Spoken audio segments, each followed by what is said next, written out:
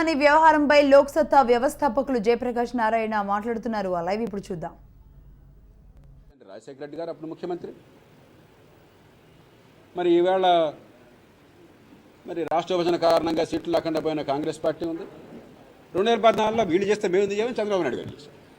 అప్పుడు ప్రకటించాడు ఆయన, అంతకుముందు కూడా ప్రకటించాడు. అంటే ఒక వికృతమైనటువంటి వ్యవస్థను వీళ్ళు తయారు చేశారు. కాబట్టి డబ్బులున్న వాళ్ళకి, బాగా ఆస్తి నుండి డాక్యుమెంట్స్ బాగా ఉన్న వాళ్ళకి క్రెడిట్ ఇస్తున్నాడు తప్ప మిగతా వాళ్ళకి మామూలు బ్యాంకింగ్ సెక్టర్ నుంచి ఫార్మల్ క్రెడిట్ సెక్టర్ అంటాం, వ్యవస్థీకృతమైనటువంటి ఈ పరపతి రంగం నుంచి రూపాయి అప్పు లేకుండా చేశారు. అప్పు లేకుండా బతికేది అసాధ్యమైపోయింది. ఏనాడైనా ఏ సమాజంలోనైనా కూడా మన సముద్ర శతకంలో ఏం చెప్పారు? అప్పిచ్చువాడు, గుర్తుందా పద్యం? అప్పిచ్చువాడు వైద్యుడు ఎప్పుడు నిడతరక పారు ఏరు. ఎప్పుడు నీరు వారే ఏరు ఉండాలి, వైద్యుడు ఉండాలి, అప్పిచ్చేవాడు ఎప్పుడు కొన్ని వందల సంవత్సరాల క్రితం అని చెప్పాడు.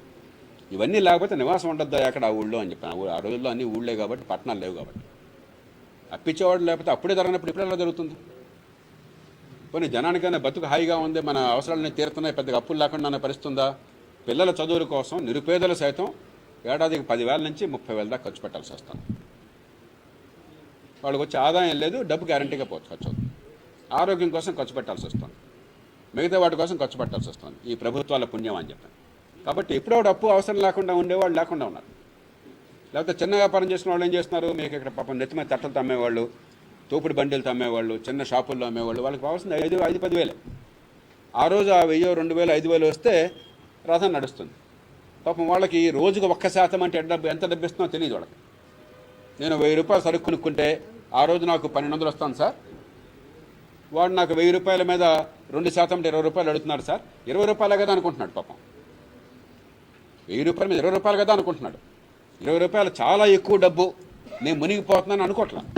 ఒక 4 రోజుల దాకా ఈ డబ్బు నా దగ్గర ఉంటే, 20 రూపాయలు వడ్డీ ఇవ్వకుండా ఉంటే 600 రూపాయలు నా దగ్గర ఉంటాయి, 50 రోజుల దగ్గర ఉంటే 1,000 రూపాయలు నాకే వస్తాయి, నేను ఎవరికి ఇవ్వక్కర్లేదు, నాకు ఆదా అవుతుందని పాప అంత ఆలోచన లేదు.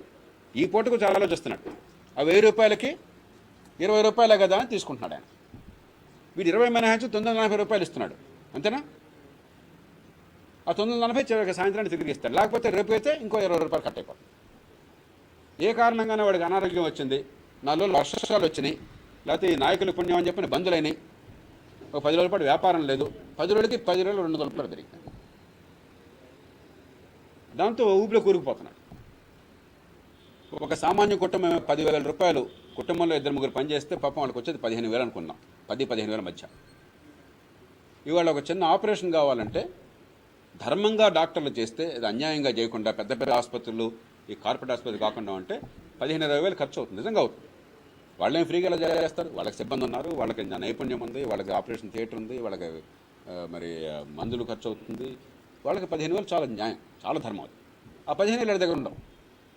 ఆ 15,000 అప్పు తీసుకున్నారు అనుకోండి, ఏమవుతుంది? 2 రూపాయలు వడ్డీ రోజు కూడా చెప్పకుండా చాలా ఎక్కువ. అది లేదంటే కొంచెం ధర్మంగా మాట్లాడదాం, నెలకు 5,000 రూపాయలు అనుకుందాం, నెలకు 5 రూపాయలు అనుకుందాం. 15,000 ఎంత అవుతుంది? ఏమండి, నెలకు ఎంత అవుతుంది? 15,000కి 750 రూపాయలు అవుతుంది. సంవత్సరానికి ఎంత అవుతుంది? 9,000 రూపాయలు అవుతుంది. వాళ్ళకి వచ్చే ఆదాయం ఎంత? మనకి 10,000. ఒక్కసారి ఆసుపత్రి పాలైన పాపానికి, చిన్న జబ్బుకి, చిన్న ఆపరేషన్కి ధర్మంగానే ఆపరేషన్ చేస్తే అక్కడ ఎక్కువ ఖరీదు లేకుండా ఉంటే, ఆ డబ్బులు లేకుండా పంజర గారు అప్పు తీసుకుంటే ఇక వాడి జీవితం అంతా గులాం అయిపోయాడు.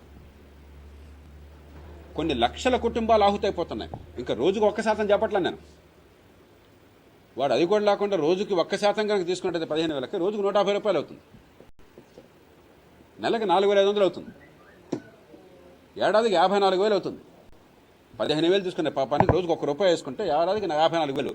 వాడికి ఆదాయం 10,000, 15,000 ఏడాదికి మొత్తం ఆదాయం కలిపితే, అంతా పని చేసుకుంటే. ఈ పరపతి వ్యవస్థను ఎట్లా బాగు చేయాలి? అవసరానికి అన్యాయ రేట్లు లేకుండా ధర్మంగా వచ్చేందుకు ఈ వ్యవస్థీకృత రంగాన్ని, సహకార రంగాన్ని కానీ మిగతా రంగాలను కానీ ఏ రకంగా సంస్కరించాలి, ఏ రకంగా డబ్బు సకాలంలో అంది సకాలంలో తిరిగి చెల్లించి ఏర్పాటు చేయాలి. సకాలంలో తిరిగి చెల్లించకపోతే రేపు అదే కొళ్ళు కుప్పకొలిపోతుంది. కుప్పకూల్చింది వీళ్ళే. దీనికి పరిష్కారానికి వచ్చి ఆలోచన లేదు వీళ్ళకి. రెండోది ఏం చేస్తున్నారు చాలా తెలివిగా, పరపతి ఎట్లా అందించాలి, సరసమైన వడ్డీకి ధనిక పేద తేడా లేకుండా అవసరానికి అదుకునే వ్యవస్థ ఎట్లా ఏర్పాటు చేయాలని ఆలోచించట్లా. వాడు అవసరానికి వస్తే ఇక ఎవడన్నా వడ్డీకి డబ్బులు ఇస్తే దానికి సెక్స్ ర్యాకెట్ చేసేవాళ్ళు కొందరు, వడ్డీకి ఇచ్చేవాళ్ళు మరందరూ, దానిలో ఎక్కువ వడ్డీకి ఇచ్చేవాళ్ళు కొందరు, ఒక మాదిరి వడ్డీకి ఇచ్చేవాళ్ళు మరికొందరు, ధర్మ వడ్డీకి ఇచ్చేవాళ్ళు మరికొందరు. ఈ మొత్తాన్ని ఒక ఘాటుని కట్టేస్తే కూడా లేదు అసలు. అందరిని దొంగలని చెప్పేసి ఏం చేయక్కర్ల మనం. ఈ పరిస్థితిని బాగు చేద్దామని ఆలోచన సుతరాము లేదు. అధికార పక్షానికి లేదు, ప్రతిపక్షానికి లేదు, వాళ్ళు ఎవరికి లేదు. పొలిటికల్ డ్రామా రాజకీయ లబ్ధి పొందామని తప్పితే దీన్ని బాగు చేయడం ఆలోచన ఒక్కడికి లేదు. నేను ఈ మాటలు ఊరికే చెప్పట్లా, సహకార బ్యాంకుల్ని మధించిన వాడిని. ఇలాగ ఆనాడు కూడా రుణమాఫీలు వాటి కారణంగా నాశనంలో ఉన్న వ్యవస్థను పూర్తిగా ఆనాడు పోరాటం చేసి రక్షించి ఒక ఘాటుని పెట్టిన వాడిని రాష్ట్రం మొత్తంలో, ఉమ్మడి రాష్ట్రంలో ఆనాడు. దేశంలోనే అతి దయనీయ స్థితిలో ఉంటే వీటిని మళ్ళీ గౌరవప్రదంగా దేశంలో తీసుకొచ్చిన వాడిని నేను ఉన్న కాలం 2.5 సంవత్సరాల కాలం ఉన్నాను. కాబట్టి పూర్తిగా విషయం లోతుగా అర్థమైన మనిషిగా చెప్తున్నాను.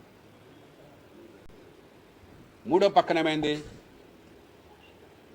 రాజకీయంలోనేమో ఈ పార్టీ ఆ పార్టీ ఆ పేర్లు మాట్లాడను, నేను వ్యక్తుల మీద ఉన్నదో నాకు అనవసరం. వ్యవస్థ ఏమవుతుందో దాన్ని ఎలా బాగు చేయాలో మన బాధ.